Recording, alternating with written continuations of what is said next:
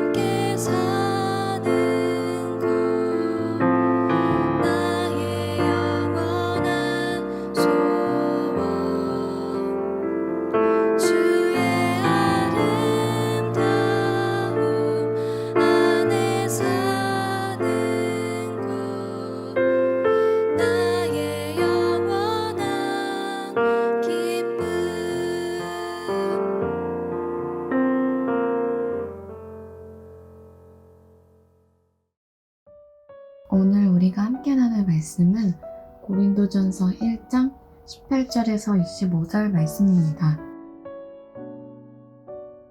십자가의 도가 멸망하는 자들에게는 미련한 것이요 구원을 받는 우리에게는 하나님의 능력이라. 기록된 바 내가 지혜 있는 자들의 지혜를 멸하고 총명한 자들의 총명을 패하리라 하였으니 지혜 있는 자가 어디 있느냐? 선비가 어디 있느냐? 이 세대의 변론가가 어디 있느냐? 하나님께서 이 세상의 지혜를 미련하게 하신 것이 아니냐? 하나님의 지혜에 있어서는 이 세상이 자기 지혜로 하나님을 알지 못하므로 하나님께서 전도에 미련한 것으로 믿는 자들을 구원하시기를 기뻐하셨도다.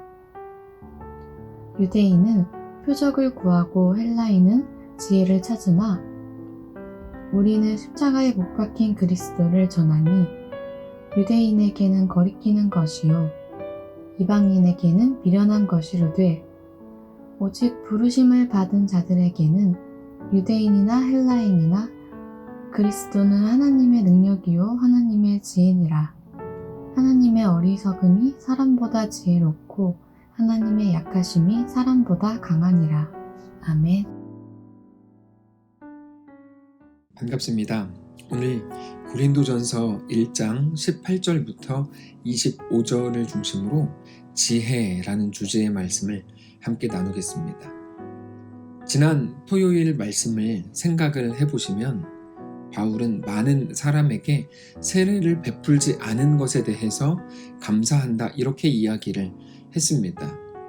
나는 누구에게 세례를 받았다, 이게 자랑이 된다면 그건 너무나 어리석은 일이기 때문입니다. 그것은 마치 나에게 지금 마실 물 한 컵이 있다, 이렇게 자랑하는 것과 같은데, 사실 하나님이 주시려는 것은 물 한 컵이 아니라 바다 전체이기 때문입니다. 그런데 그 사람은 지금 물 한 컵을 붙들고 있으면서 그게 전부인 것처럼, 그래서 다른 어떤 것도 쳐다볼 필요가 없는 것처럼 생각을 하고 있는 거죠. 그래서 바울과 베드로와 아볼로, 이런 사람들이 모두가 훌륭한 사람들임에도 불구하고 우리의 자랑은 결코 그런 것들일 수 없다, 이렇게 말했습니다.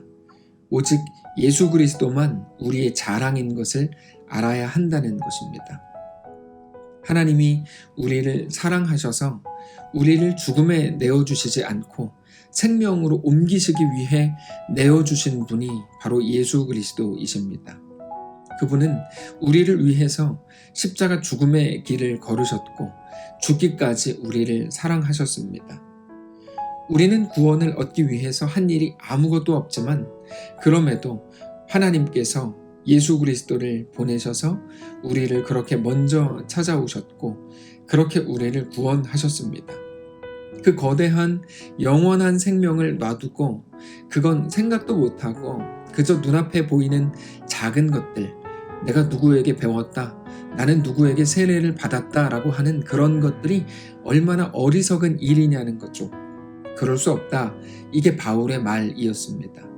그래서 바울은 지난 본문에 이어서 오늘 본문에서는 십자가의 길에 대해서 말하기 시작합니다. 예수님이 십자가를 지고 걸으셨던 그 십자가의 길이라는 게 예수를 알지 못해서 그저 죽어가는 어떤 사람들에게는 미련한 것이고 아무런 쓸데도 없이 혼자 십자가를 지고 죽은 것일 텐데, 그러나 구원을 받은 우리들, 하나님의 자녀들, 하나님의 백성인 우리들에게는 우리를 구원하시는 하나님의 능력이라는 겁니다. 18절입니다. 십자가의 도가 멸망하는 자들에게는 미련한 것이요 구원을 받는 우리에게는 하나님의 능력이라. 그런데도 예수님을 알지 못하는 사람들은 결국 구원의 진리를 알지도 못하는 것임에도 불구하고 자기들이 가진 눈앞에 있는 것들을 진짜 지혜라고 생각한다는 겁니다. 그러나 하나님은 그럴 수 없다고 말씀을 하시는 겁니다. 오히려 그들이 가진 지혜라는 것이 진짜 지혜가 아니라 곧 멸망당할 지혜다, 이런 말입니다. 19절입니다. 기록된 바 내가 지혜 있는 자들의 지혜를 멸하고 총명한 자들의 총명을 패하리라 하였으니 지혜 있는 자가 어디 있느냐, 선비가 어디 있느냐, 이 세대에 변론가가 어디 있느냐. 하나님께서 이 세상의 지혜를 미련하게 하신 것이 아니냐. 자, 그러면 진짜 지혜가 무엇일까요? 지혜에 대해서 하나님께서 이렇게 말씀을 주십니다. 21절입니다. 하나님의 지혜에 있어서는 이 세상이 자기 지혜로 하나님을 알지 못하므로 하나님께서 전도에 미련한 것으로 믿는 자들을 구원하시기를 기뻐하셨도다. 세상은 절대로 자기 지혜로 하나님을 스스로 알 수 없다는 거죠.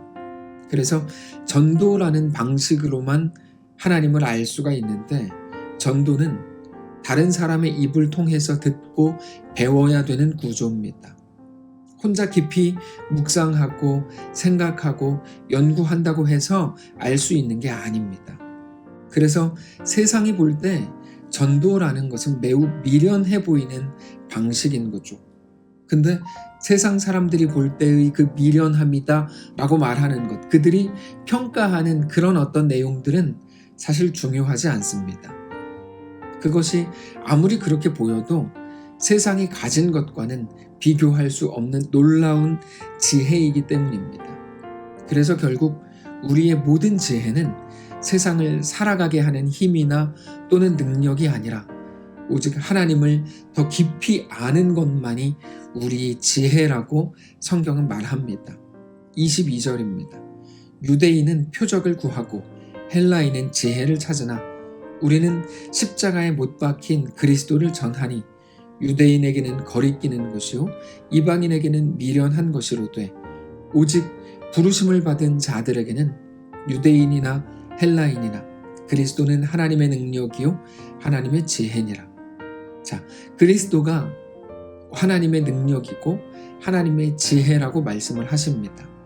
그러면서 너희의 지혜가 아무리 대단한 것처럼 말한다고 해도 그건 하나님의 지혜에 비하면 아무것도 아니다. 이렇게 말씀을 하십니다. 25절입니다. 하나님의 어리석음이 사람보다 지혜롭고 하나님의 약하심이 사람보다 강하니라. 자, 하나님의 어리석음이라는 게 어디 있습니까?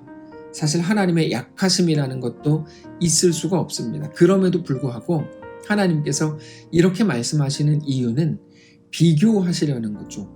너희는 너희가 지혜롭고 또는 스스로 강하다고 생각을 하는지 몰라도 야, 그거 아무것도 아니다, 이런 말입니다.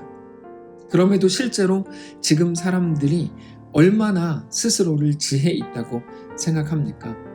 정말 대단한 수술까지도 다 이루어지고 있습니다. 얼마 전까지만 해도 상상하지 못했던 수술도 이제는 가능해졌고 우주산업은 또 얼마나 대단하게 발달하고 있습니까? 그러다 보니까 인간 스스로 마치 이제는 모든 것을 할 수 있을 것처럼 생각을 하는 거죠. 인류에게 더 이상의 어떤 방해물도 없이 계속 이렇게 대단하게 모든 것을 할 수 있을 것처럼 생각합니다. 그런데 아무리 그렇게 스스로를 대단하다고 생각한다고 해도 하나님의 지혜에 비하면 그건 세 발의 피도 안 되는 겁니다. 하나님은 우리의 몸을 지으신 분이죠. 단지 우리 몸이 조금 고장나면 그걸 이렇게 저렇게 해가지고 고치고 수술을 한다, 이거를 자랑한다고요? 하나님은 우리의 몸을 지으신 분이고 뿐만 아니라 우리의 마음까지도 지으신 분입니다. 인간의 기술이나 실력과는 처음부터 비교할 수 없는 겁니다. 인간은 막 떠들죠. 이제 달에 다녀왔다. 언젠가 화성에도 갈 거다. 큰 소리를 치지만 여전히 우주가 얼마나인지도 모르고 또 우주에 무엇이 존재하는지도 알지 못합니다. 그러나 온 우주를 지으신 분은 우리 하나님이시죠. 단지 그런 것들을 단순하게 비교하지 않더라도 하나님과 인간의 지혜를 비교한다는 것은 사실 있을 수가 없는 일입니다. 그래서 우리가 가질 유일한 지혜라고 하는 것은 세상에 대한 또 다른 어떤 지식이나 어떤 내용을 알게 되는 게 아니라 그래서 그 정보들과 이야기들을 가지고 더 부자가 되고 더 건강해지고 더 살기 편한 세상을 만드는 게 지혜가 아니고 지혜의 참 근원이신 하나님을 더 깊이 알게 되는 것뿐이라는 사실을 믿으시기를 바랍니다. 하나님을 더 깊이 알면 더 건강해진다, 더 돈 잘 번다, 모든 일이 잘 풀린다, 이런 말이 아니고 그 모든 것을 가져도 우리가 살 수 없는데, 우리가 더 온전하게 잘 살 수 없는데 오직 하나님만 우리를 영원히 살게 하시는 분이라는 말입니다. 그래서 사랑하는 성도 여러분, 저는 우리 모두가 하나님 앞에 더 온전히 서게 되시기를 원합니다. 어떤 것보다도 오늘 하나님을 더 깊이 묵상하게 되시기를 바랍니다. 당장 우리 앞에 있는 것들이 우리 영혼을 좌우할 것 같고 아무리 우리를 쥐고 흔들 것처럼 보인다고 해도 그것들은 여러분 우리를 절대로 영원히 살게 해줄 수도 없고 반대로 우리를 영원히 죽일 힘도 없습니다. 오직 우리의 창조주요 주인이시요 영원하신 우리 하나님만을 믿음으로 바라보시기를 바랍니다. 잠깐 나에게 다가올 것 같은 어려움과 잠시의 문제로 인해서 하나님을 배신하지 않기를 원하고 특별히 어떤 것도 우리 인생을 책임져 줄 수 없다는 것을 깨닫고 그래서 그렇게 아무것도 아닌 것을 붙들고 있느라 하나님을 놓치지 않게 되시기를 바라고 영원한 소망이신 우리 하나님을 더 사랑하고 더 깊이 알게 되는 귀한 우리의 오늘 되시기를 바랍니다. 기도하겠습니다. 살아계신 하나님 감사합니다. 우리 모든 생각과 마음을 주께로 향하기를 원합니다. 우리의 마음은 오로지 눈에 보이는 것을 향하고 있을 때가 너무나 많습니다. 이것만 얻으면 될 것 같고 이 일만 해결되면 막 다 될 것처럼 느껴질 때가 참 많습니다. 근데 그게 다 함정이죠. 하나님, 그런 것들이 아니라 이제 우리를 영원히 살게 하고 우리와 영원히 동행하실 우리 주 하나님만을 믿음으로 바라보는 귀한 오늘 되게 하옵소서. 여전히 문제 많은 세상 한가운데서 그러나 하나님을 바라보게 하시고 하나님이 우리의 왕이신 것, 전부이신 것을 깨닫는 귀한 지혜가 우리 가운데 충만한 귀한 우리 모두의 하루가 되게 하시고 우리의 한 주가 되게 하옵소서. 감사드리며 살아계신 예수님의 이름으로 기도합니다. 아멘. 사랑하는 성도 여러분, 하나님께서 오늘 하루를 우리에게도 허락하셨습니다. 믿음을 가지고 주께 나아가시기를 바라고 눈앞에 있는 것들로 인해 함정에 빠지지 않게 되시기를 바라고 그 속에서 영원히 우리의 주인 되신 하나님을 믿음으로 바라보는 귀한 우리의 날들 되시기를 축복합니다.